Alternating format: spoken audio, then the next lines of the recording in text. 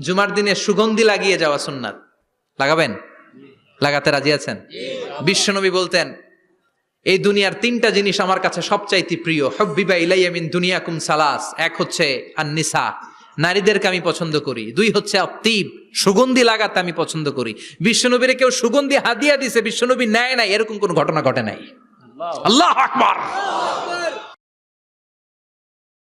কুররাতু আইনি ফিস সালাহ, নামাজের মধ্যে যখন আমি দাঁড়িয়ে যাই আমার চক্ষুটারে ঠান্ডা করে দেয় কে?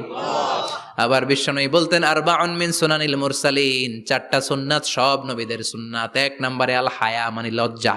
আরেক বর্ণনা এসেছে আল খিতান, মানে সুন্নাতে খাতনা, এটা সব নবীদের ছিল। আর সেওয়াক, সব নবীরা মেসওয়াক করেছেন। আত্তিব, সব নবীরা আতর লাগিয়েছেন। আর নিকাহ, সব নবীরা বিয়েও করেছেন। চিল্লায় পড়েন আল্লাহু আকবার। আল লিবাস আহসানাস সিয়াব, সুন্দর